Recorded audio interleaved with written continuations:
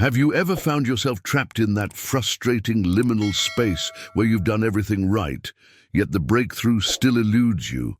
You've visualized with crystal clarity, affirmed with unwavering devotion, and prayed with the kind of fervor that moves mountains, but somehow that final piece of the puzzle remains just out of reach. But before we begin, please hit the like button and let me know where in the world you're watching from today. It's always fascinating seeing who's joining us from around the world. If you're watching this, chances are you're not a beginner to the world of mental laws and spiritual practice. You've probably read the books, attended the seminars, and mastered the techniques that promise transformation. You understand the power of positive thinking, you've practiced manifestation methods, and you know the importance of aligning your thoughts with your desires. Yet here you are, searching for something more, that elusive missing ingredient that separates those who occasionally see results from those who consistently live in their desired reality. Has this ever happened to you? You follow every instruction perfectly. You maintain your practice with discipline. You hold your vision with clarity. But when you look around, your external circumstances seem stubbornly unchanged. It's in these moments that doubt creeps in, whispering that perhaps the law doesn't work, that your faith wasn't strong enough, or that you're somehow doing something fundamentally wrong. What you're about to discover might surprise you, because the answer isn't found in doing more of what you've already been doing. It's not about visualizing harder, affirming longer, or praying with greater intensity. The breakthrough you're seeking exists in a dimension that most spiritual teachings barely touch upon: the space between action and manifestation, between effort and allowing, between human will and divine flow. This teaching from Emmett Fox addresses precisely that gap where so many sincere practitioners find themselves stuck. It speaks to those who have moved beyond the elementary stages of mental science and are ready to understand why their well-intentioned efforts sometimes seem to hit an invisible wall. The principles we're exploring today don't replace what you already know. They complete it. Stay with me until the end, because what we're diving into represents the culmination of decades of spiritual research and practical application. This isn't about learning new techniques or discovering secret formulas. This is about understanding the subtle art of spiritual surrender and the counterintuitive power of stepping back when every instinct tells you to push forward. The truth is, most people abandon their practice at precisely the moment when they're closest to their breakthrough. They mistake the silence before manifestation for evidence of failure, not realizing that they're standing at the threshold of something magnificent. What separates those who cross that threshold from those who turn back isn't their level of knowledge or spiritual sophistication. It's their understanding of a principle so simple yet so profound that it often goes completely unnoticed. And that principle begins with recognizing that sometimes the most powerful action you can take is the profound act of stepping back and allowing what you've set in motion to unfold naturally. If you're ready for deeper spiritual teachings beyond beginner concepts, subscribe to join others who are serious about practical consciousness mastery rather than just collecting spiritual ideas. Here's where most people's transformation journey hits an unexpected roadblock. Our minds, brilliant as they are, have been conditioned to believe that more effort equals better results. We've been programmed to think that if something isn't working, we need to try harder, push more, repeat louder. But when it comes to the deeper laws of consciousness, this approach becomes our greatest obstacle. Think about it for a moment.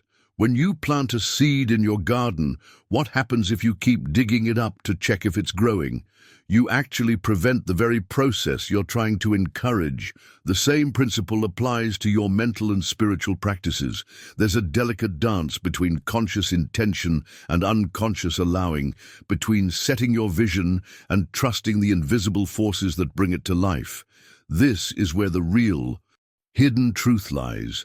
Your mind, accustomed to being in control of every detail, wants to monitor, adjust, and interfere with the natural flow that begins the moment you've made your clear intention. But here's the revelation that changed everything for countless practitioners throughout history. Mental action has its perfect timing, and so does spiritual rest. When you act too much, you actually create interference.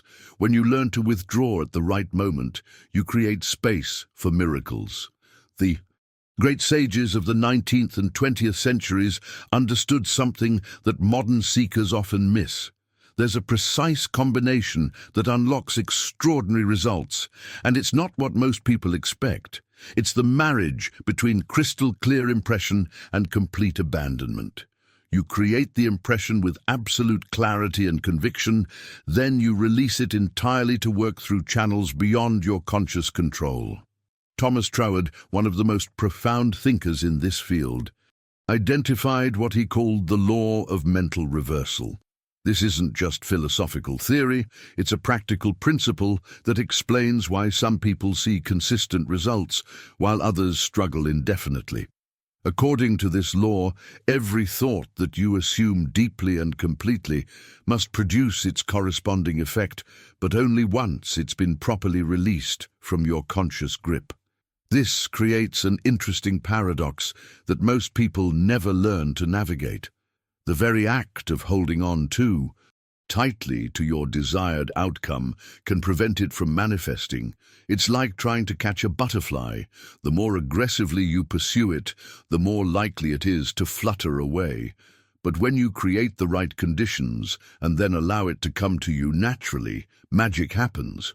Behind the scenes of every successful manifestation, there's this moment of surrender that most people either miss entirely or struggle to embrace. It requires a level of trust that feels counterintuitive to our logical minds.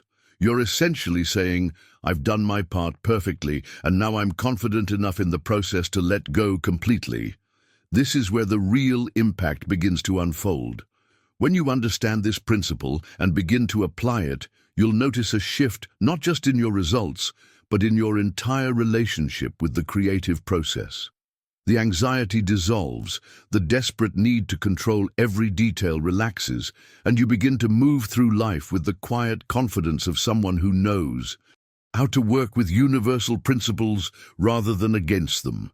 Now, I want to go even deeper into this topic and show you exactly how this plays out in practical terms, because understanding the concept is one thing, but knowing how to recognize when you're interfering versus when you're allowing, that's where the real mastery begins. Write in the comments, I'm ready to let go, if this resonates with your own journey.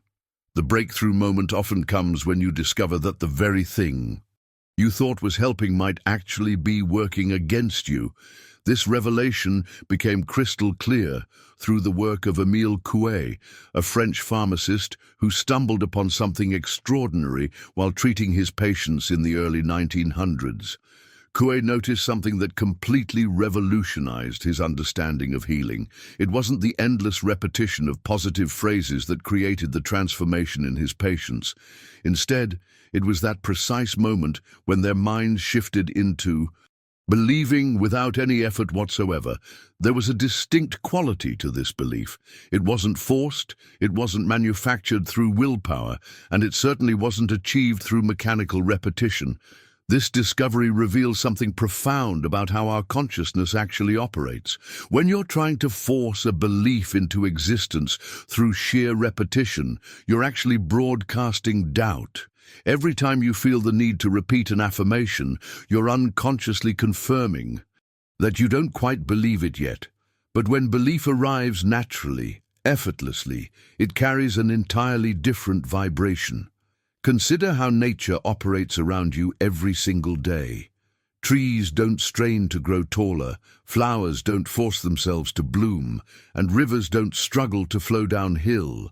There's an inherent intelligence that moves through all natural processes without urgency, without anxiety, without the desperate need to control outcomes.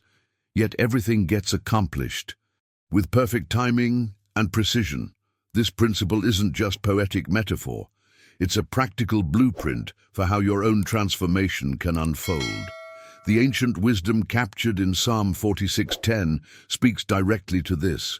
Be still and know that I am God. This isn't merely spiritual advice, it's a precise instruction for accessing the deeper levels of creative power that operate beyond your conscious mind's interference. The hidden truth that most people miss is understanding what the final act of authentic mental treatment actually looks like. It's not about repeating your affirmation one more time with extra conviction. It's not about visualizing harder or longer. The final act is something far more counterintuitive. It's the conscious decision to withdraw with complete inner peace. This requires a fundamental shift in mindset. Instead of affirming more forcefully when you don't see immediate results, you learn to abandon yourself to the process with absolute certainty. This abandonment isn't giving up, it's the opposite.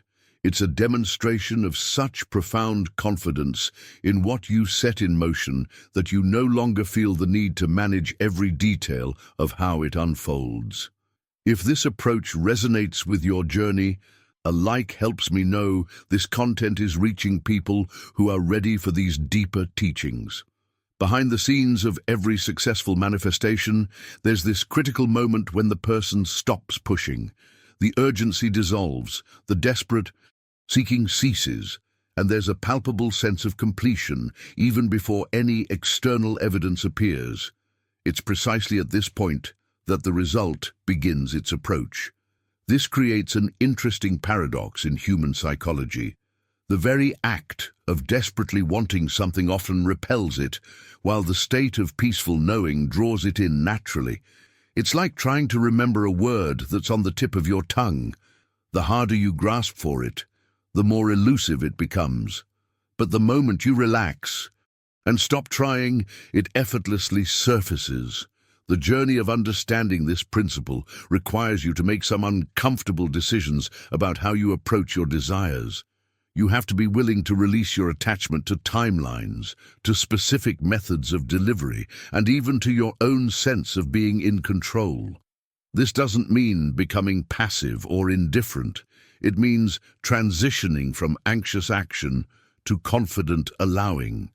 The impact of this shift extends far beyond individual manifestations. When you master this balance between clear intention and peaceful release, you begin to move through life with an entirely different energy. People notice something different about your presence. Opportunities seem to appear more naturally, and challenges resolve themselves with less struggle. Now, let me share with you exactly how to recognize when you're in this state of peaceful withdrawal versus when you're still unconsciously interfering with your own process. Write in the comments, I choose peace over pushing, if you're ready to embrace this shift. The signs are actually quite subtle, but once you know what to look for, they become unmistakable. When you're truly in that state of creative rest, there's a distinct quality of calm that settles over your entire being. It's not the absence of caring about your desire, it's the presence of such deep knowing that anxiety becomes impossible. This isn't about learning yet another technique or discovering some secret formula that nobody else knows. What we're exploring together is a deeper understanding of principles you've probably encountered before, but perhaps never viewed from this particular vantage point. It's like climbing to a higher floor of a building you've been inside many times. Suddenly, you can see the landscape from an entirely different perspective. From this elevated viewpoint, you begin to recognize that there comes a moment in every authentic transformation journey when you transition from insisting to inhabiting. Instead of constantly trying to convince yourself or the universe that you deserve what you want, you simply inhabit the faith that it's already yours. This shift is so subtle that many people miss it entirely, yet it's the difference between struggle and flow. Here's where most people make a critical error in their approach. They treat their affirmations and visualizations like magical incantations, believing that if they just repeat the right words enough times, Reality will bend to their will. This mindset turns spiritual practice into a kind of mental gymnastics, where more repetition somehow equals more power. But here's the revelation that changes everything. Mental treatment has nothing to do with verbal insistence and everything to do with the quality of impression you create within your consciousness. Think about it like photography. You don't need to expose the same frame of film to light 100 times to get a clear picture. You need one perfect exposure with the right conditions, the right focus, and the right timing. Your subconscious mind operates in a similar way. It doesn't count how many times you've repeated an affirmation. It responds to the depth and clarity of the impression you make. When you understand this principle, you realize that repeating something hundreds of times might actually be counterproductive, because each repetition carries the underlying message that you don't quite believe it yet. The hidden truth behind successful mental treatment lies in creating one clear, emotionally charged impression, and then having the wisdom to step back and allow it to work. This requires a level of confidence that feels foreign to most people's conditioning. We've been taught that persistence means repetition, but true persistence in the realm of consciousness means maintaining your inner conviction without constantly reinforcing it through desperate repetition. Behind the scenes of this process, something fascinating happens when you shift from repetition to impression. Your entire relationship with your desires begins to change. Instead of feeling like you're constantly chasing something outside yourself, you start to feel like you're nurturing something that's already growing within you. This transformation in approach has a profound impact on your energy levels too. When you're constantly repeating affirmations from a place of need, it's exhausting. You're essentially running on a mental treadmill, expending lots of energy but not actually getting anywhere. But when you learn to create clear impressions and then rest in that certainty, you discover a sustainable way of working with your consciousness that actually energizes you. The journey from repetitive affirmation to impressional treatment requires you to make some fundamental decisions about how you relate to your own power. You have to be willing to trust the intelligence of your subconscious mind to take a clear instruction and run with it, rather than constantly micromanaging the process through endless repetition. Now, let me show you exactly what this looks like in practice, because understanding the difference between creating an impression and falling into mechanical repetition can completely transform your results. Write in the comments, quality over quantity, if you're starting to see how this applies to your own practice. When you really understand how your subconscious mind operates, it completely transforms your approach to creating change in your life. Most people exhaust themselves trying to force their subconscious to cooperate through sheer mental effort. But this is like trying to convince a master gardener to grow plants by shouting at the soil. Your subconscious doesn't respond to effort, it responds to impression. Think about the last time you had a vivid dream.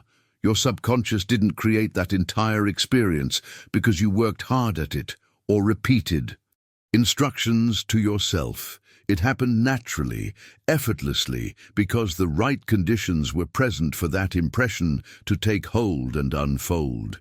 This understanding reveals why what Emmett Fox called scientific prayer is so different from the desperate pleading that most people associate with prayer. True spiritual practice isn't about supplication or endless repetition of the same requests. It's a creative act. You're literally planting an image in the fertile ground of your consciousness and allowing it to grow according to its own natural intelligence. The biblical principle found in Mark 11:24 captures this perfectly. Believe that you have already received what you ask for. Notice the tense here. It's not believe that you will receive, but believe that you have already received. This isn't just spiritual poetry. It's a precise instruction about how to create the kind of impression that your subconscious can actually work with. This is where Thomas Troward's insights become absolutely crucial to understand. He identified what he called the law of mental reversal, and once you grasp this principle, so many previous struggles begin to make sense. Troward observed that the mental results people were seeking couldn't be achieved through tension or strain. Instead, they required a complete inversion of the thought current, moving from desire toward possession rather than remaining stuck in the energy of wanting. Behind the scenes of every successful transformation, there's this critical shift happening in the person's mental approach. Instead of operating from lack and trying to bridge the gap through effort, they learn to operate from the assumption of already having what they seek. This isn't about pretending or positive thinking. It's about understanding how consciousness actually functions.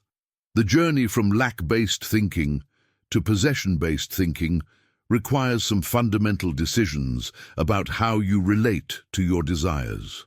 When you're thinking from lack, every action carries the vibration of, I don't have this yet, but I'm trying to get it.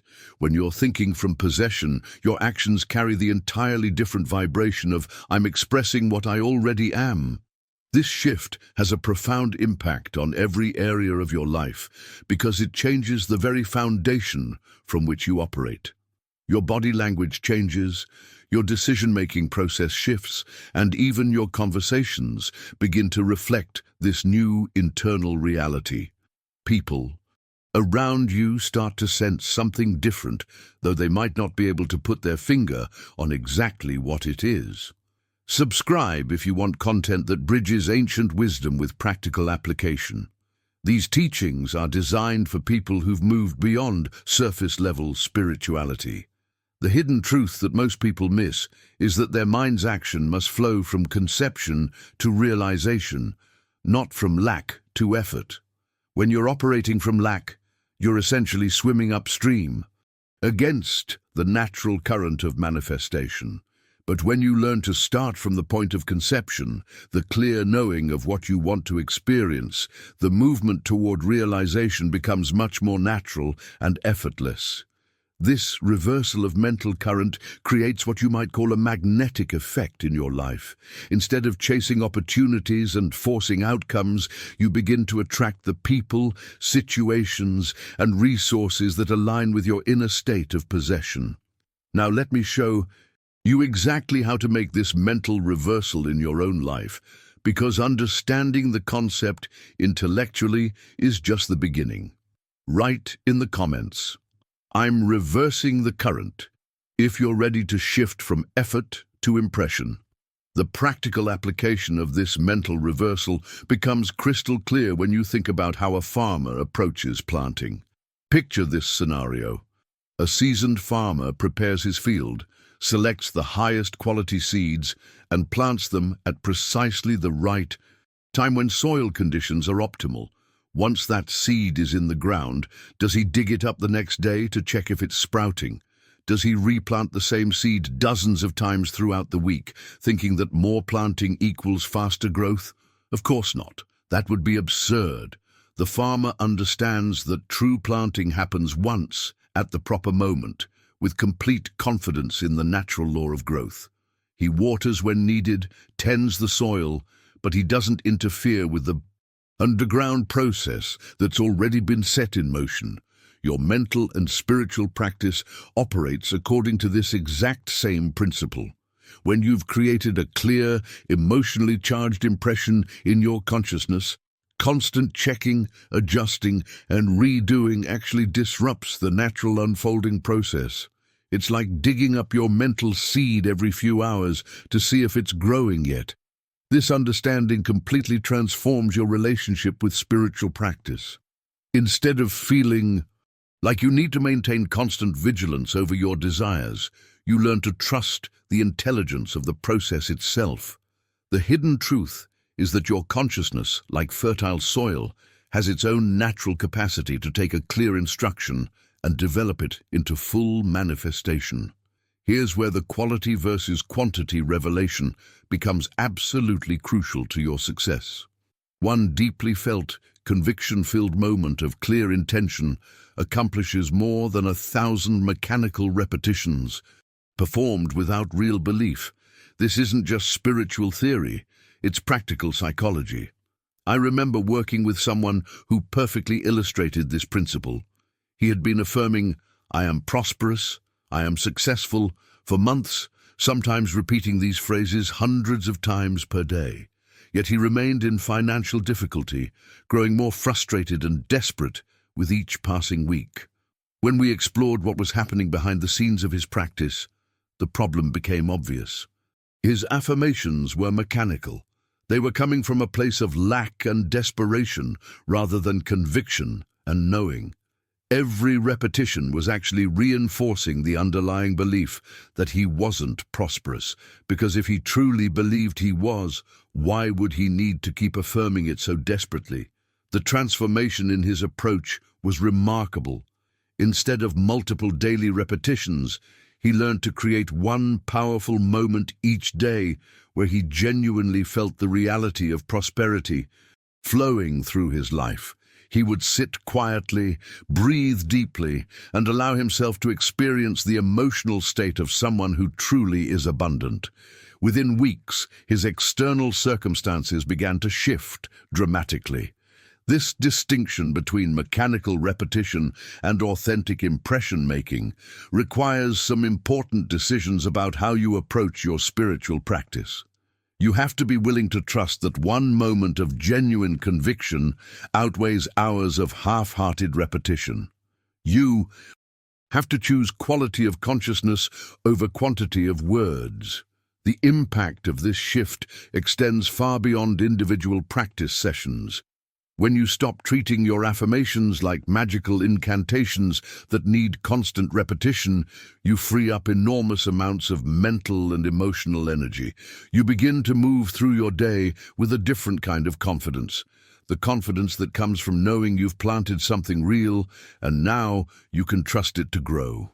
Now let me reveal to you the specific signs that indicate when you've successfully created a genuine impression versus when you're still trapped in mechanical repetition, because recognizing this difference is essential for your continued progress. Write in the comments, 1 seed, deep roots, if you're ready to trust the process over the repetition. The signs become unmistakable once you know what to look for. When you've successfully created a genuine impression, there's a distinct feeling of completion that settles over you.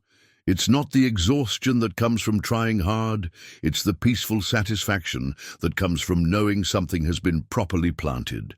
If you study the greatest spiritual teachers throughout history, you'll notice something remarkable about their approach. Take Jesus as the ultimate example of effective mental treatment. His prayers weren't lengthy dissertations or desperate pleadings repeated for hours. They were brief, often silent, and always delivered from the consciousness that whatever he was addressing was already accomplished. Consider the moment before raising Lazarus from the dead. Instead of elaborate ritual or extended supplication, Jesus simply said, "Father, I thank you for hearing me." Notice that he didn't ask for anything. He gave thanks for something that had already been received in consciousness, even before any external evidence appeared. This wasn't positive thinking or wishful hoping. It was the natural expression of someone who understood how spiritual law actually operates. This approach reveals something profound about the mechanics of conscious creation. When you truly understand the process, you don't need to convince anyone of anything, including yourself. You simply acknowledge what's already true in the realm of possibility and allow that truth to unfold into visible form. Behind the scenes of every powerful spiritual treatment, there's this quality of emotional authenticity that most people miss completely. Your conscious mind functions like a scribe, carefully choosing words and forming intentions, but your subconscious mind is like parchment, It only receives and responds to what's written with genuine emotional conviction. Words without emotion are essentially invisible to your subconscious. They're like trying to write with invisible ink. No matter how many times you go over the same letters, nothing gets imprinted. This is why people can repeat affirmations for months without seeing results, while others experience dramatic shifts after a single moment of emotionally charged intention.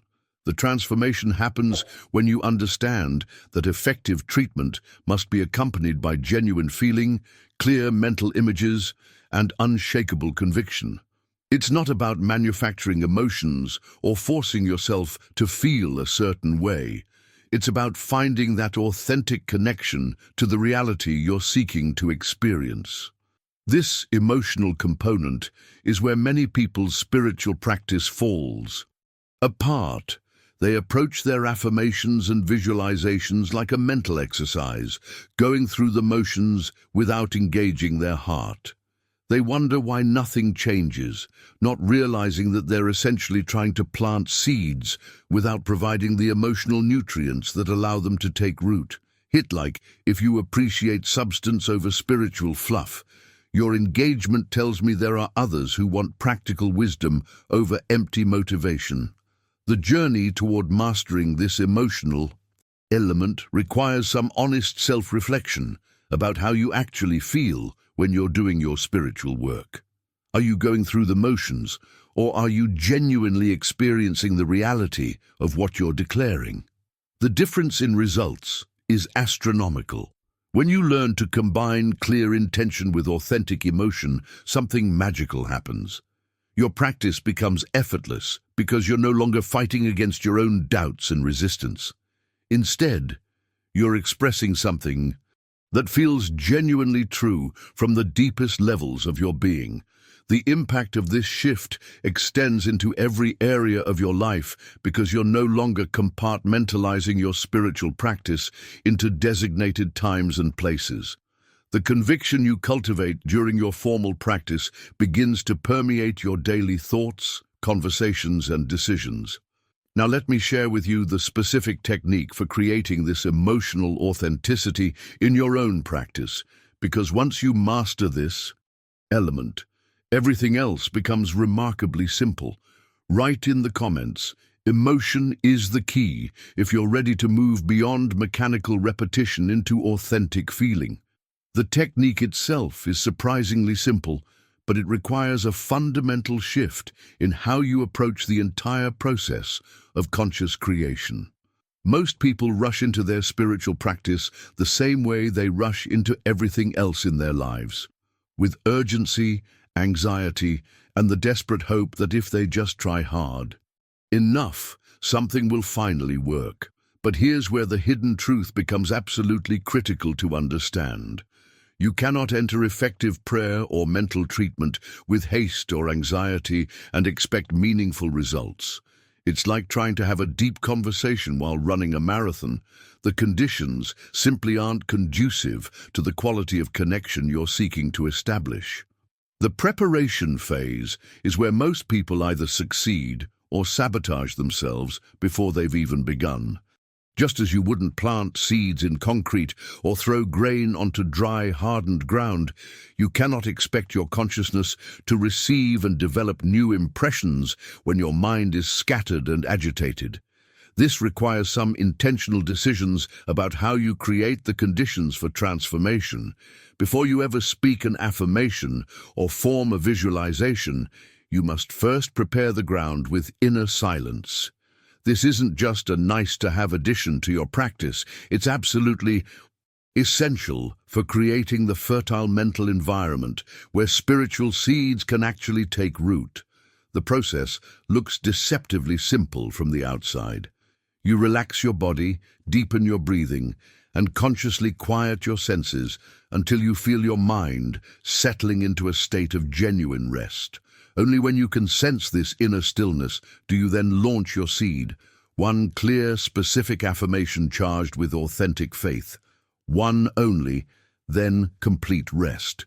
Behind the scenes of this preparation something remarkable happens to your consciousness. The constant chatter of worry, analysis, and mental planning begins to fade into the background. Your nervous system shifts from the fight or flight mode that characterizes most people's default state into a deeper, more receptive condition where real transformation becomes possible. Think about how a master farmer approaches his work. He doesn't just show up and scatter seeds randomly across unprepared land.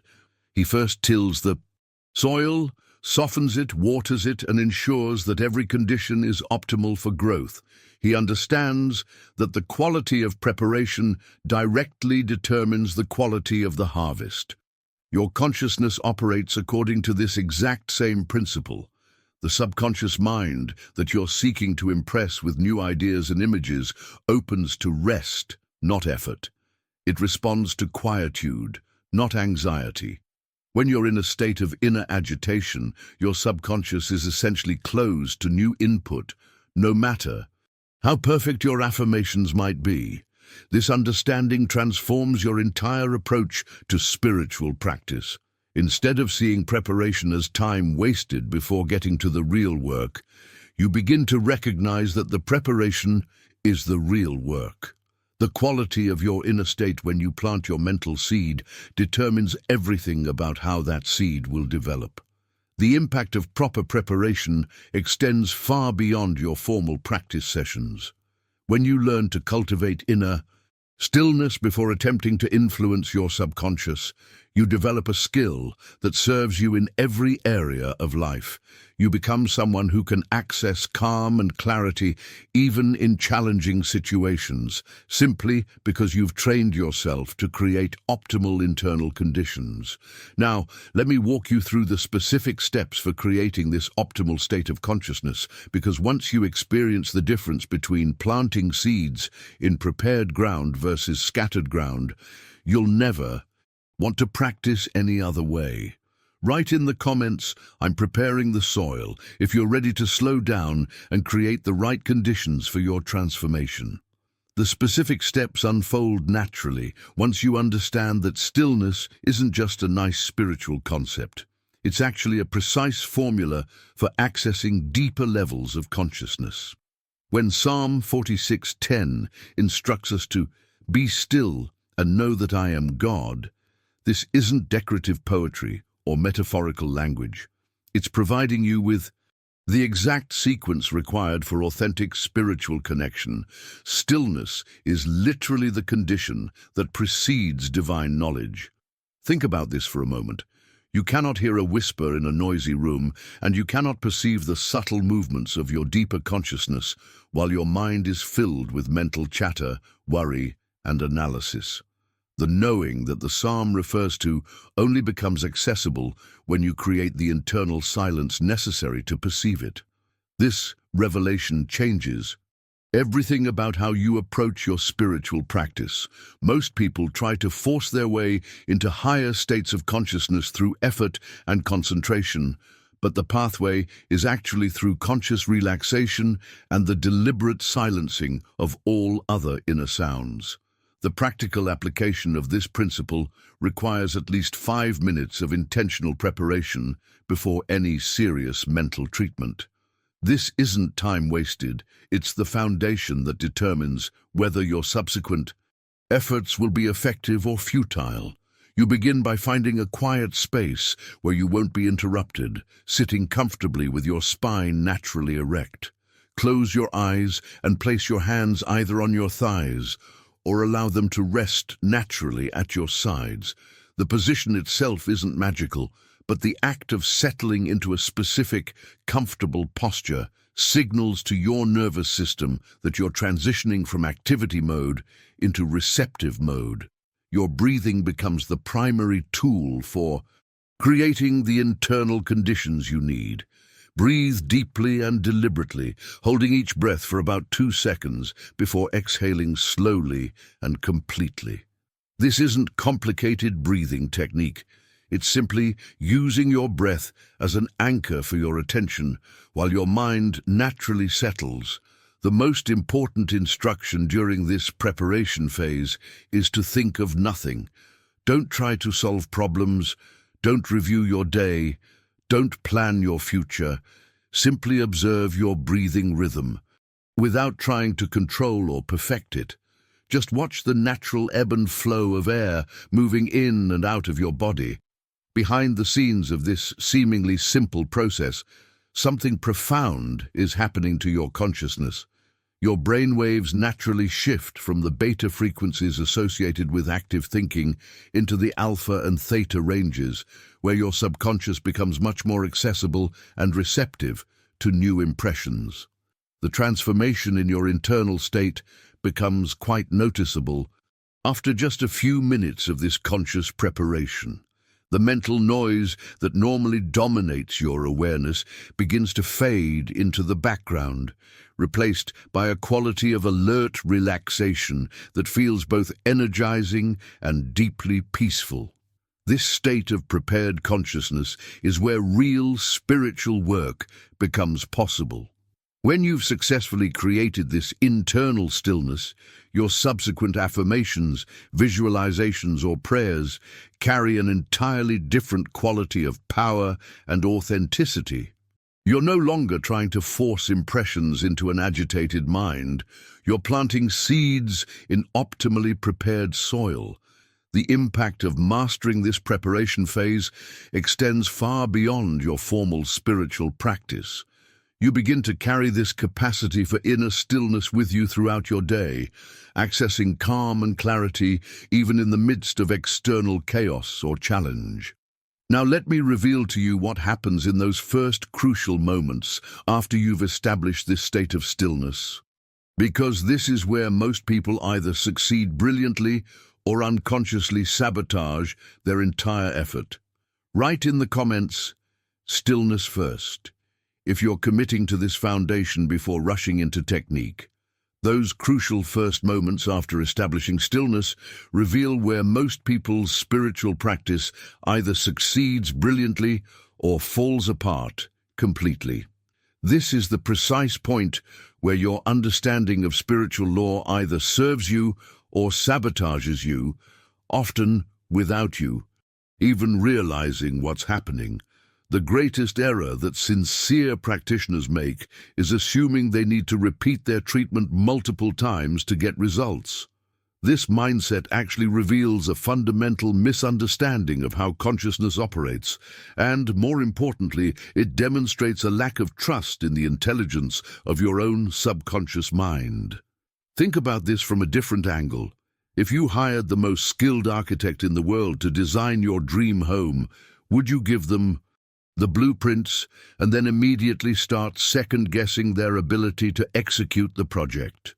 Would you show up at the construction site every day with revised plans, thinking that more instructions would somehow improve the outcome? Your subconscious mind is infinitely more capable than any human architect when it comes to taking a clear mental blueprint and manifesting it into your experience. What you need isn't multiple treatments or endless repetition. You need to learn how to create one.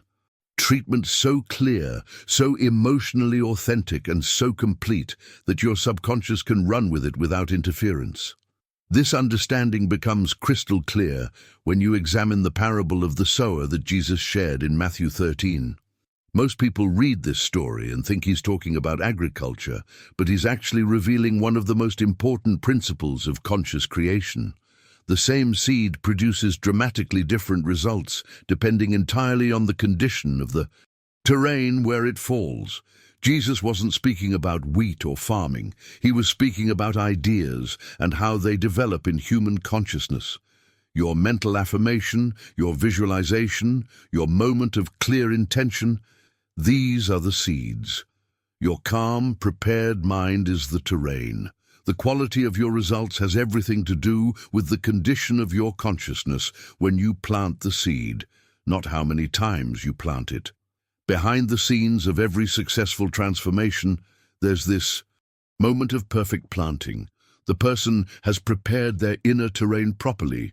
They've created one clear, emotionally charged impression, and then they've had the wisdom to step back and trust the process. They understand that digging up the seed to check on its progress would only interfere with the natural development that's already begun. This revelation requires some fundamental decisions about how you approach your spiritual practice. You have to choose between the anxiety-driven approach of constant repetition and the confidence-based approach of perfect planting. You have to decide whether you trust your subconscious intelligence enough to give it clear instructions once and then allow it to work. The journey from multiple treatments to single perfect treatments transforms not just your results, but your entire relationship with spiritual practice. Instead of feeling like you're constantly chasing something that remains just out of reach, you begin to operate from the quiet confidence of someone who knows how to work with natural law rather than against it. When you master this principle, your spiritual practice becomes sustainable and enjoyable rather than exhausting and desperate. You're no longer trying to force outcomes through sheer repetition. You're creating optimal conditions for natural unfolding. Now let me show you exactly what distinguishes a perfectly planted seed from one that's been scattered on unprepared ground, because recognizing this difference will revolutionize your entire approach to conscious creation. Write in the comments, one perfect seed, if you're ready to trust the process over the repetition.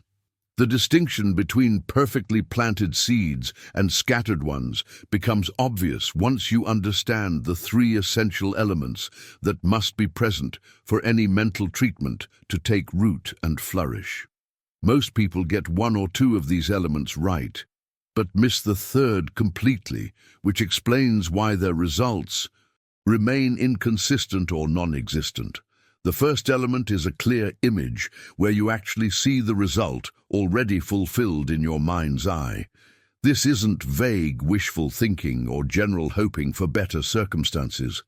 You need to construct a specific, detailed mental scene where you are already in possession of what you desire. If you want improved health, you don't just think about feeling better. You see yourself moving with vitality, breathing easily, engaging in activities that demonstrate your well-being. The second element requires true emotion, where you genuinely feel the emotional reality of what you're visualizing. This is where most people's practice falls apart because they treat visualization like watching a movie rather than living an experience.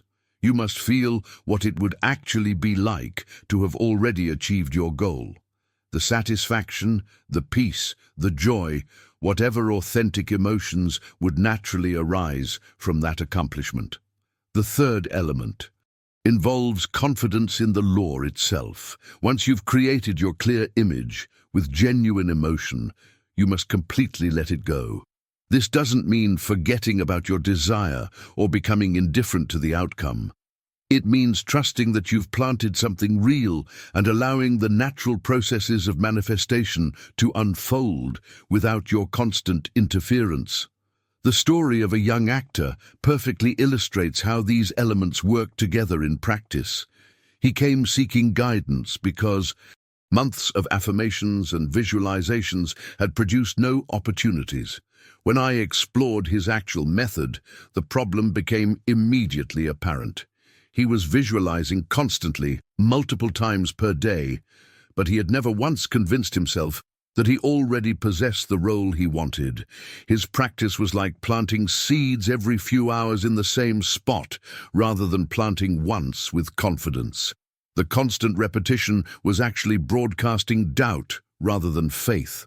Every time he felt compelled to visualize again, he was unconsciously affirming that he didn't quite believe it had worked the previous time. The transformation in his approach was remarkable. Instead of multiple daily visualizations, he learned to create one powerful session where he genuinely experienced having already landed his dream role. He felt the emotions of success, saw himself receiving congratulations, experienced the satisfaction of achievement. Most importantly, he then completely released the need to repeat the process. Within 3 weeks, he received an unexpected call from a casting director he had never met. Behind the scenes of his success was this shift from anxious repetition to confident impression. He had learned to plant once with absolute certainty rather than constantly disturbing the soil with doubt-driven activities. This distinction between confidence and anxiety in spiritual practice creates entirely different outcomes because your subconscious responds to the dominant, emotional tone underlying your actions, not just the words you speak or images you create. When you're constantly repeating treatments, the underlying message is fear that it didn't work the first time. The journey from scattered practice to focused impression requires some honest decisions about whether you truly trust the principles you're working with. You have to choose between the illusion of control that comes from constant doing and the authentic power that comes from perfect planting, followed by patient allowing. Now let me share with you the most counterintuitive aspect of this entire process, because once you understand this next principle, you'll realize why so many people work so hard, yet see such limited results. Write in the comments, 3 elements mastered if you're ready to focus on quality over quantity in your practice. The most counterintuitive aspect reveals itself when you examine the fundamental difference between thinking about your desires versus thinking from them. This distinction might sound subtle, but it's actually the dividing line between those who consistently create what they want and those who remain perpetually frustrated despite their best efforts. Most people who struggle with mental treatment are mentally focused on what they desire to achieve, treating their goals like external objects they need to somehow reach or acquire. They think about health, think about money, think about love, think about success. But here's the revelation that changes everything. Thinking about something doesn't create it. Only thinking from something creates it. When you think about health, you're positioning yourself as someone who doesn't have it, but wants it. When you think about prosperity, you're operating from the consciousness of lack. When you think about love, you're reinforcing the experience of separation from love. The very act of thinking about these things maintains the gap between you and what you desire. Thinking from these states requires a complete reversal of your mental approach. Instead of focusing on health as something you need to get, you inhabit the consciousness of someone who already is healthy. Instead of viewing prosperity as a future possibility, you assume the mental state of someone who already lives in abundance. This isn't pretending or positive thinking. It's recognizing that consciousness itself is the only reality that truly matters. This shift leads us to what Emmett Fox called silent imposition, which represents the highest form of mental treatment. True spiritual practice doesn't consist of contemplating your goal as something separate, distant, or belonging to some future version of yourself. It means assuming from your present interior awareness that whatever you desire has already been realized. Silent imposition operates without words, without effort, without the need to convince anyone of anything. It's pure consciousness recognizing what already is. Think about when you know something with absolute certainty, like knowing your own name or recognizing your reflection in a mirror. There's no effort involved, no need to affirm or repeat. You simply know. This same quality of knowing can be applied to any area of your life where you want to see transformation. The key is shifting from the consciousness of someone who wants something to the consciousness of someone who already has it. This isn't about circumstances or external evidence. It's about the fundamental state of being from which you operate.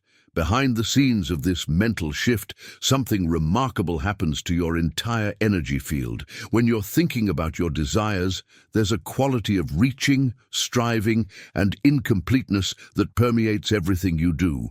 But when you learn to think from the fulfilled state, you begin to move through life with the quiet confidence of someone who already possesses what they need. This transformation in consciousness has a magnetic effect on your external experiences because the world around you responds to who you're being, not what you're wanting. People sense something different about your presence. Opportunities align more naturally, and obstacles seem to dissolve without the usual struggle. The journey from thinking about to thinking from requires some fundamental decisions about your identity and how you choose to experience yourself moment by moment. You have to be willing to release the familiar feeling of wanting and embrace the sometimes uncomfortable feeling of already having. Now let me reveal to you the specific signs that indicate when you've successfully made this transition, because recognizing when you're operating from the fulfilled state versus the wanting state will accelerate your progress exponentially. Write in the comments, "I think from, not about," if you're ready to inhabit the fulfilled state right now. The signs become unmistakable once you understand the profound implications of the most fundamental spiritual principle ever revealed. When God revealed his name to Moses, it wasn't a description of divine attributes or a mystical title. It was a practical instruction about the nature of creative consciousness itself. I am that I am. This revelation contains the blueprint for all manifestation because it establishes the present tense as the only moment where creative power exists. Notice that the divine name isn't "I will be" or "I was" or "I might become." It's the eternal, present I am. This means that every authentic creative act must begin from the recognition that whatever you truly desire already exists within the realm of consciousness right now. The I am becomes your starting point for every transformation because it shifts you out of future-focused hoping into present-moment knowing. Instead of imagining what you desire as something you might eventually have, you practice imagining that you already have it. This isn't wishful thinking or self-deception. It's working with the fundamental structure of how consciousness creates reality. This principle becomes even more powerful when you understand what Neville Goddard discovered about the relationship between imagination and manifestation. Goddard taught that assumed imagination, combined with faith, represents the most potent creative act available to human consciousness. When you assume something to be true with sufficient emotional conviction, you activate forces that most people never learn to access.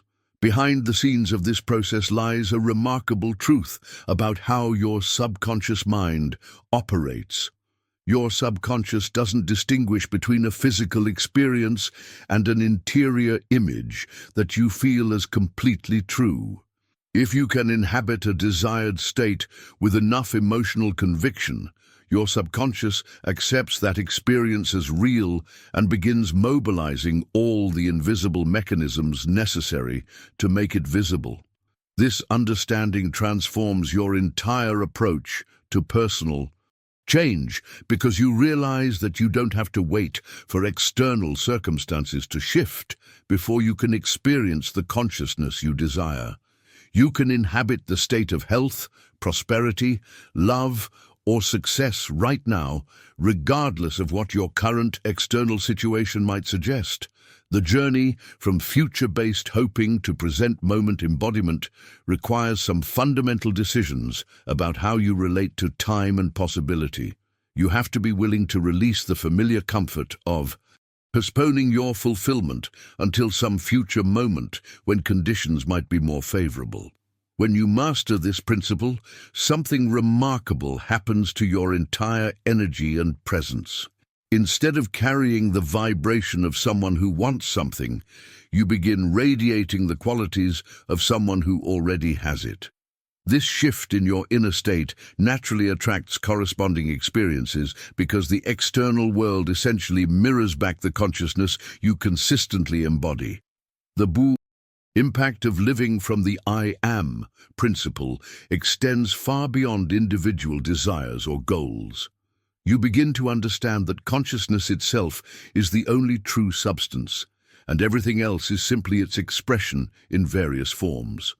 This recognition brings a sense of empowerment that doesn't depend on external validation or circumstances.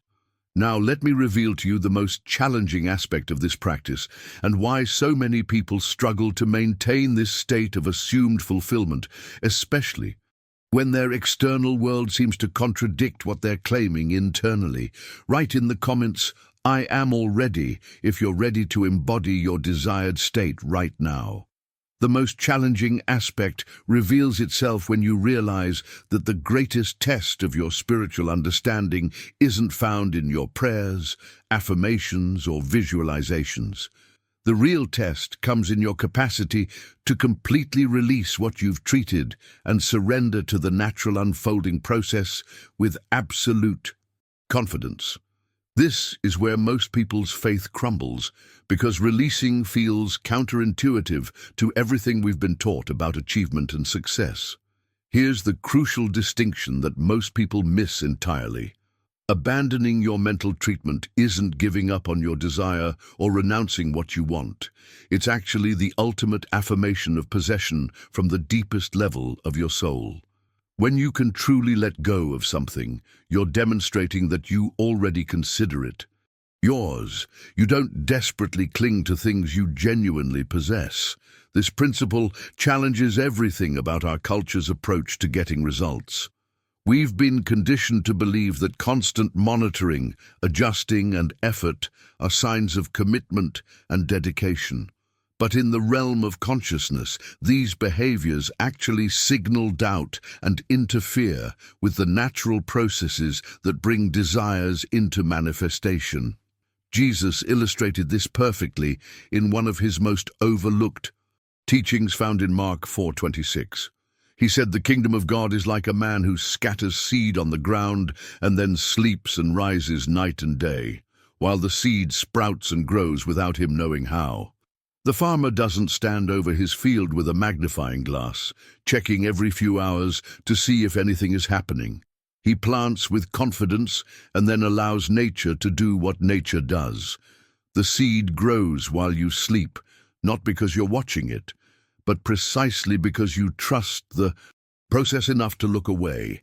This parable reveals that the most productive phase of any spiritual work happens when you're not consciously involved in managing the details.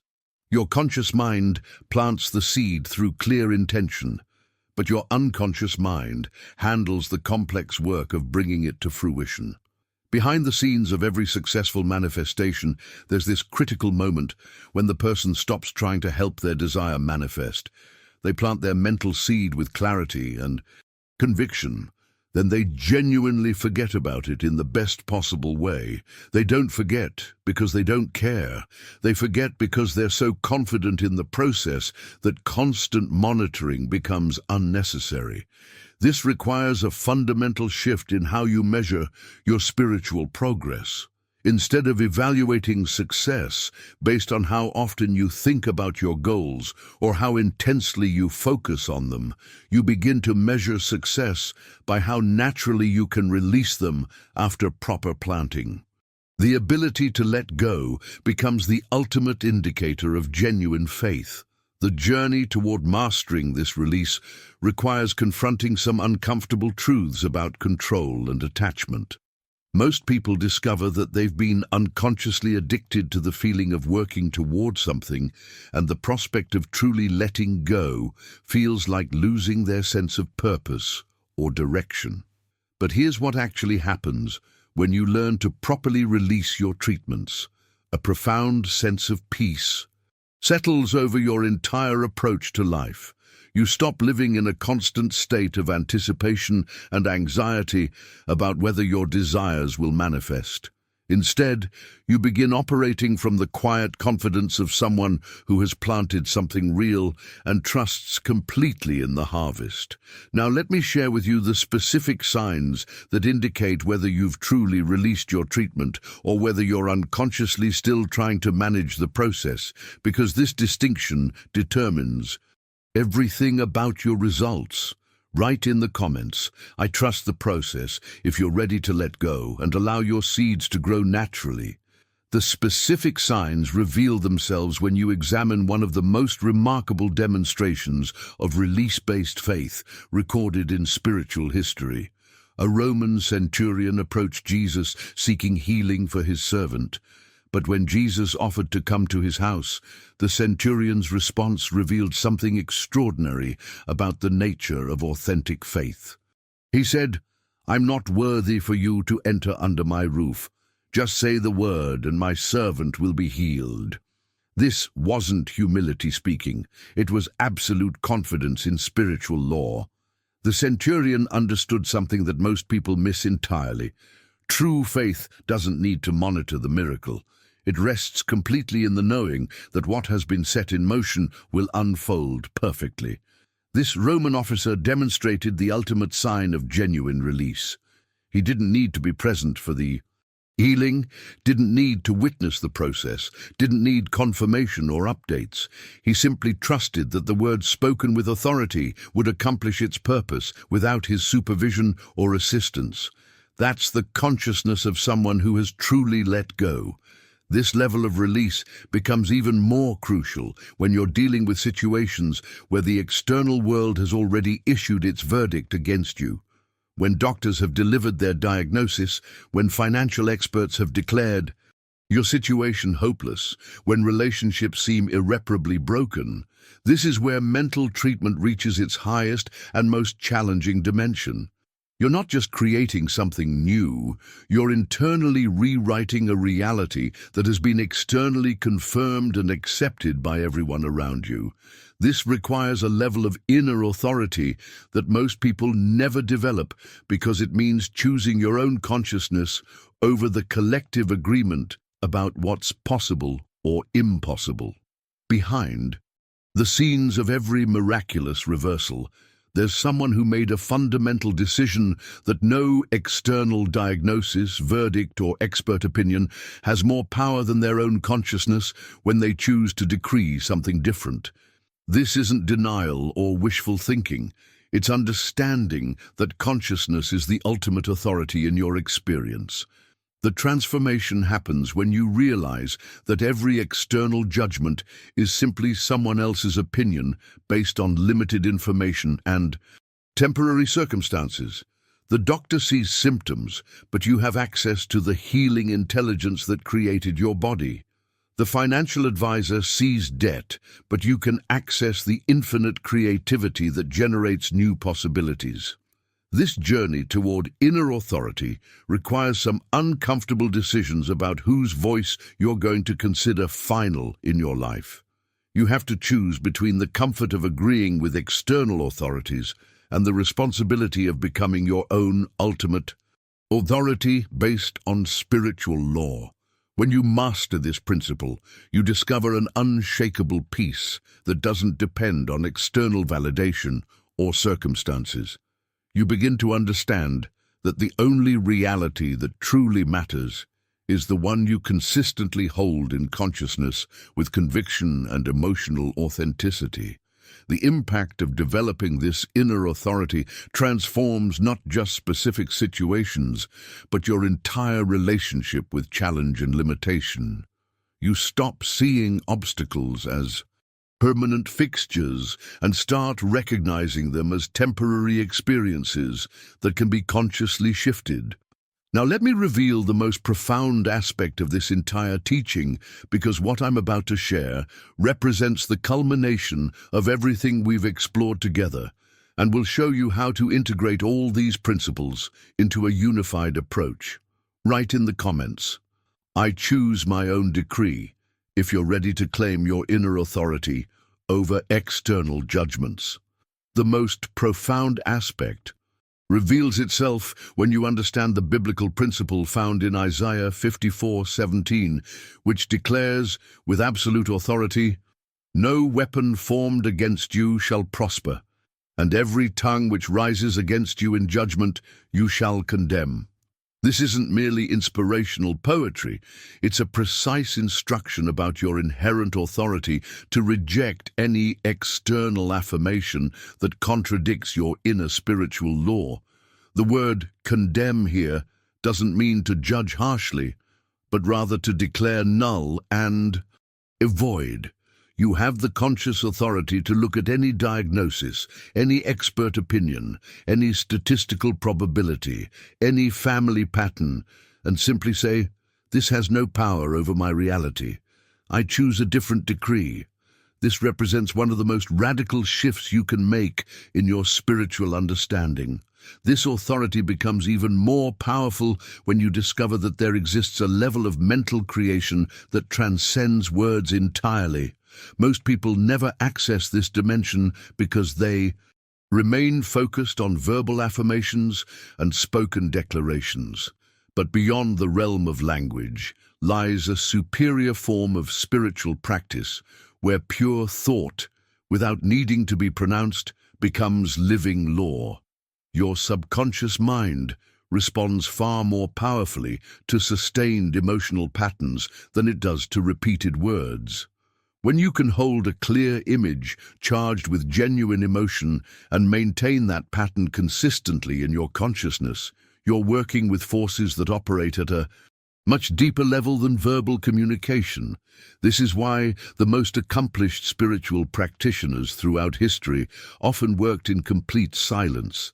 They understood that pure thought, when charged with authentic faith and sustained with emotional conviction, represents the highest form of treatment available to human consciousness. No words are necessary when your entire being is aligned with the reality you're choosing to experience. Behind the scenes of this wordless practice, something remarkable happens to your relationship with manifestation. You stop feeling like you need to convince anyone of anything, including yourself. You're not trying to talk your subconscious into cooperation or persuade the universe to grant your requests. You're simply being the consciousness that naturally attracts the experiences you desire. The transformation from word-based practice to thought-based creation requires some fundamental decisions about how much you trust your own inner authority. You have to be willing to work with pure intention and emotion without the safety net of familiar verbal formulas. This can feel vulnerable at first because you're operating in a more subtle realm. When you master this level of practice, your entire approach to challenge and opportunity shifts dramatically. Instead of feeling like you need to defend yourself against negative circumstances or fight your way toward positive ones, you simply maintain the consciousness that corresponds to your desired experience. External conditions begin to reorganize themselves around your sustained inner state. The impact of this wordless practice extends into every interaction and situation in your daily life. People sense something different about your presence because you're no longer carrying the energy of someone who's trying to create something. You embody the quiet confidence of someone who simply is what they choose to be.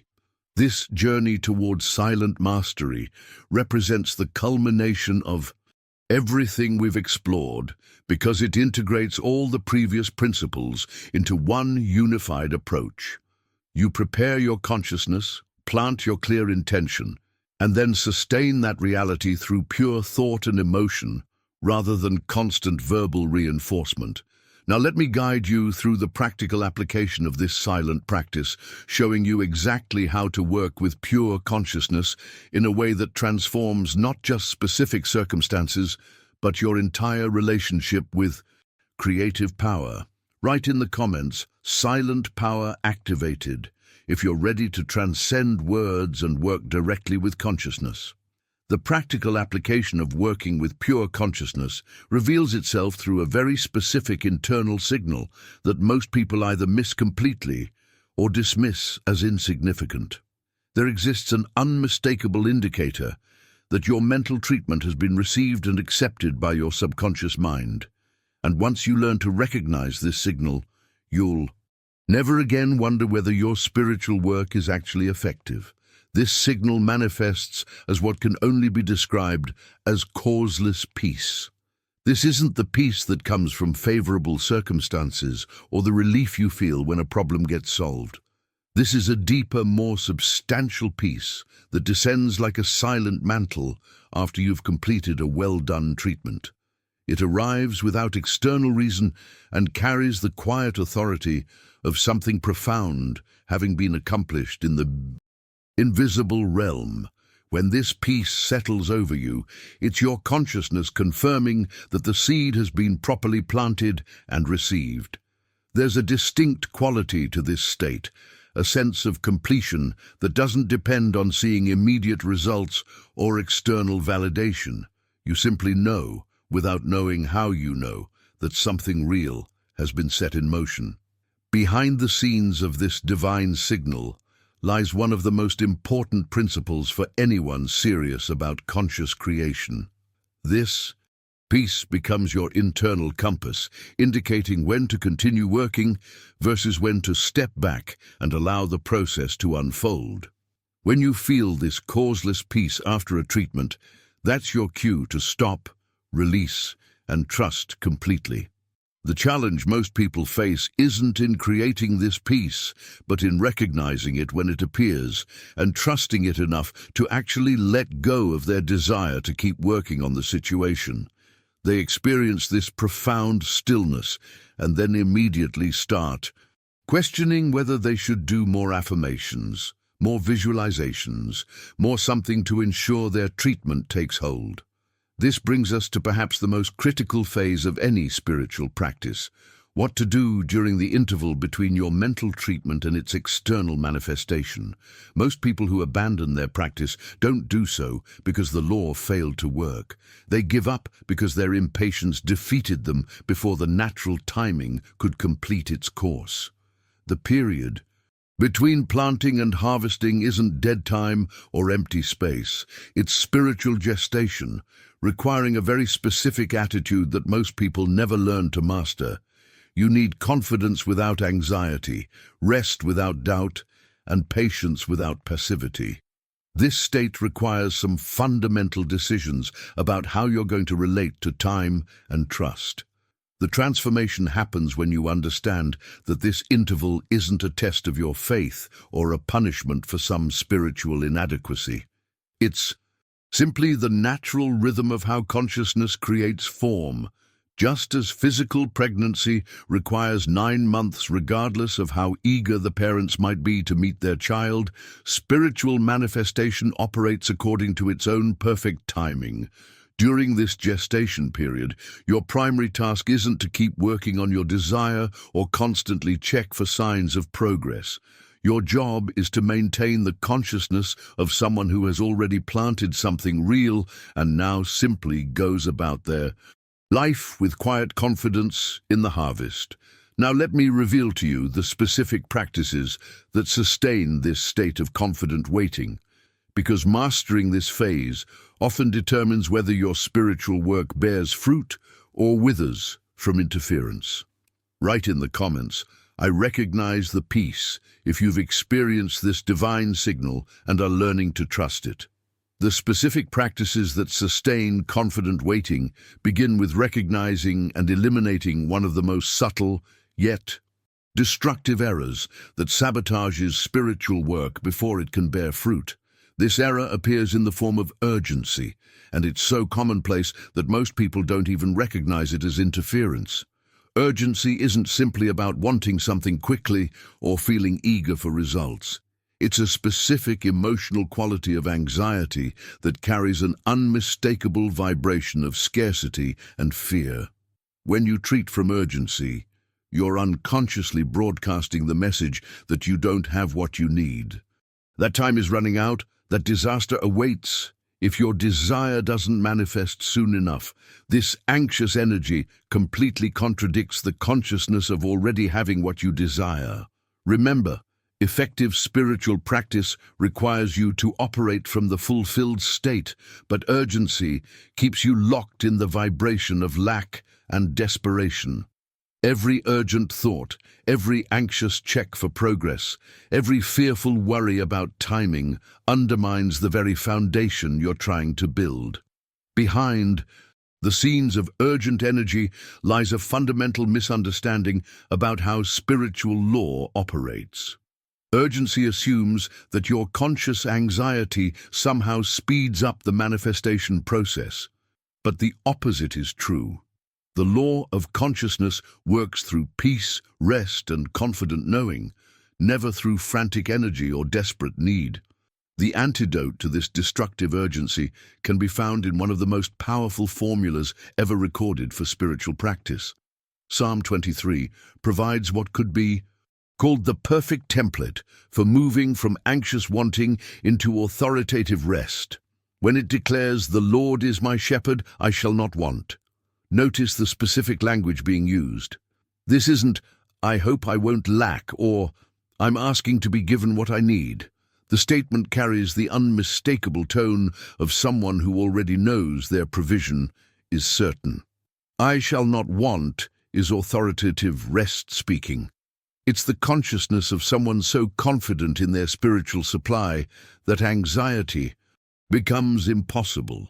This represents the fundamental shift that transforms your entire relationship with desire and manifestation. Instead of approaching your goals from the energy of desperate need, you learn to approach them from the energy of certain provision. Instead of treating from the fear that you might not get what you want, you treat from the knowing that what you truly need is already yours. The transformation from urgent energy to restful confidence requires some honest decisions about what you actually believe regarding spiritual law. If you truly believe that consciousness creates your experience, then urgency becomes unnecessary because you know you have direct access to the creative forces of the universe. If you're still operating from urgency, it reveals that part of you doesn't quite trust the process yet. When you master this shift from anxious supplication to confident declaration, something remarkable happens to your entire energy field. You stop radiating the desperate vibration that actually repels what you want, and you begin emanating the magnetic consciousness that naturally attracts corresponding experiences. The impact of eliminating urgency extends far beyond your formal spiritual practice. You begin to move through daily life with a different quality of presence, less reactive, more centered, naturally attracting opportunities and solutions rather than chasing them with anxious energy. Now let me reveal to you the most practical aspect of maintaining this restful confidence, especially when external circumstances seem to be moving in the opposite direction of what you've claimed internally. Write in the comments, "I choose rest over rush," if you're ready to eliminate urgency from your spiritual practice. The most practical aspect of maintaining restful confidence reveals itself when you encounter situations where this entire approach seems impossible to apply.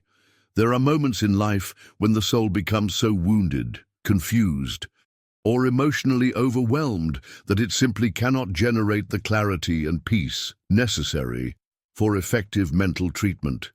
These situations don't represent a failure of spiritual law or indicate that some people are beyond help.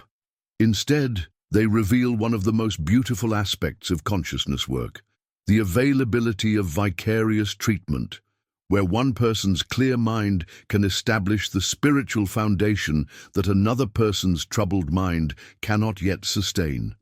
This principle operates through what could be called borrowed faith. When someone is drowning in fear, illness, or despair, their consciousness may be too agitated to create the fertile ground necessary for planting new seeds of possibility. But another person, operating from a place of peace and clarity, can hold the space and establish the decree that the struggling person needs but cannot yet access themselves. The key to effective vicarious treatment lies in understanding that you must always begin with yourself. Before you can serve as a clear channel for someone else's healing or transformation, you must first calm your own anxiety, empty yourself of personal agenda, and remember that you're not the doer in this process. You're simply the conduit through which spiritual law operates. This requires a level of emotional detachment that many people find challenging, especially when treating for loved ones. Your natural impulse might be to feel their pain, share their worry, or become emotionally invested in their specific outcome. But these very human responses actually interfere with your ability to hold clear space for their highest good. When you treat for another person, the approach becomes beautifully simple. You visualize them in their perfect state, healthy, joyful, free, completely at peace. You don't get caught up in analyzing their problems, diagnosing their situation, or figuring out how their transformation should unfold. You simply see and feel them as whole, complete, and flourishing. Behind the scenes of effective vicarious treatment, something remarkable happens that demonstrates the interconnected nature of consciousness itself. Your clear, peaceful mind creates a kind of spiritual template that the other person's consciousness can align with, even if they're not consciously aware of what you're doing. The transformation occurs because consciousness doesn't recognize the same boundaries that physical experience seems to impose. When you hold someone clearly in the light of their highest possibility, you're creating an energetic reality that their soul can step into, regardless of what their current circumstances might suggest. This approach has profound implications for how you can serve others during their darkest moments. Instead of trying to counsel them out of their problems or fix their situations, you can offer something far more valuable, the gift of seeing them as already whole while they remember how to see themselves that way. The impact of mastering vicarious treatment extends your capacity to be genuinely helpful in the world, because you're no longer limited by other people's current level of faith or understanding. You can hold the vision of their highest potential regardless of where they are in their journey. Now let me share with you the final integration of everything we've explored, because what we're about to discuss represents the culmination of this entire teaching and how to apply it as a unified approach to conscious living. Write in the comments, "I hold the vision," if you're ready to serve others through clear consciousness. The final integration of everything we've explored together reveals itself in what represents the most sophisticated and powerful aspect of conscious creation, the art of silent confirmation. This isn't another technique to add to your spiritual practice. It's actually the completion of the entire process and the bridge between inner work and outer transformation. Silent confirmation means that the final stage of all authentic mental treatment doesn't consist of repeating your affirmations more often, constantly monitoring for signs of manifestation, or announcing your intentions to everyone around you. The final stage is simply living, without pretense or effort, like someone who has already received what they sought. This is where most people's spiritual practice either graduates to mastery or remains stuck in perpetual preparation. The hidden truth about this stage is that it requires a fundamental shift in your daily behavior and conversation patterns. If you've treated for health, you stop speaking about symptoms, discussing illnesses, or focusing on physical limitations. If you've worked on prosperity, you cease conversations about financial lack, debt, or economic struggle. If you've addressed relationship concerns, you no longer speak from the energy of loneliness or emotional need. This isn't about denial or pretending that challenges don't exist. It's about understanding that your words, actions, and decisions either reinforce the consciousness you've been cultivating or undermine it completely. Behind the scenes of every successful transformation, there's this critical alignment between the person's inner state and their outer expression. The journey toward this coherence requires some uncomfortable decisions about how you show up in conversations, what stories you tell about yourself, and which aspects of your experience you choose to emphasize. You begin to speak like someone who has already become what you've been treating to become. You walk with the posture of someone who already possesses what you've been affirming. You make decisions from the consciousness of someone who has already received their desired outcome. This coherence expresses what spiritual teachers call the law of correspondence, as within, so without. Your external world begins to mirror the internal reality you consistently maintain. This isn't about forcing behaviors or manufacturing artificial confidence. It's about allowing your outer expression to naturally align with the consciousness you've been developing through proper spiritual practice.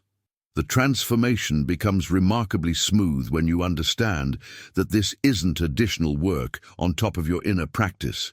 It's the natural overflow of inner work that has been properly completed. When you've truly impressed your subconscious with a new reality, living from that reality becomes effortless because it's simply who you've become internally. The impact of mastering silent confirmation extends far beyond personal transformation because you become a living demonstration of spiritual principles in action.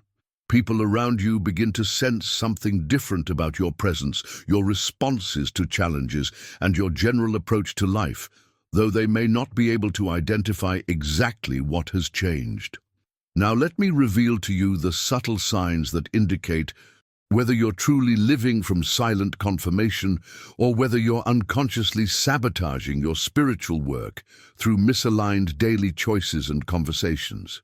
Write in the comments, "I live the confirmation," if you're ready to embody your transformation in every aspect of your daily life. The subtle signs reveal themselves in the smallest details of how you move through your day. When you're truly living from silent confirmation, there's a natural ease in your responses to both challenges and opportunities. You don't feel the need to defend your spiritual practice or justify your optimism to others. You simply embody a quiet confidence that speaks louder than any explanation ever could. You stop announcing your intentions and start demonstrating your transformation. Your presence becomes your teaching, your responses become your testimony, and your peaceful certainty becomes a gift to everyone you encounter. This is the completion of everything we've explored together. And not just knowing these principles intellectually, but integrating them so completely that they become the invisible foundation from which you naturally operate. The journey we've taken together represents more than just spiritual technique. It's really about remembering who you truly are when you strip away the layers of doubt, urgency, and external validation. You are consciousness itself, temporarily focused through human experience, with access to creative forces that most people never recognize, let alone learn to direct consciously. If you've stayed with me through this entire exploration, you're clearly someone who's ready to move beyond surface-level spiritual concepts into the practical mastery of consciousness. This kind of content doesn't usually reach people by accident. You're here because some part of you recognizes these principles as truth, even if they challenge everything you thought you knew about how change really happens. I create this content because I believe there are people like you who are ready for these deeper teachings, who understand that real transformation isn't about trying harder, but about understanding more clearly. If this resonates with your journey, consider subscribing to continue exploring these principles together. The conversations we have here don't exist anywhere else, and they're designed specifically for people who are serious about conscious creation. Leave me a comment saying, "This message was meant for me," if you've made it this far, because I'm genuinely curious who else is walking this path of deeper understanding. And if you found value in this approach to spiritual practice, a like on this video helps me know that this content is reaching the right people. There's a video right here that takes this foundation even deeper into practical application. Click and continue with me over there, because what we've covered today is just the beginning of what becomes possible when you truly understand how consciousness creates your experience.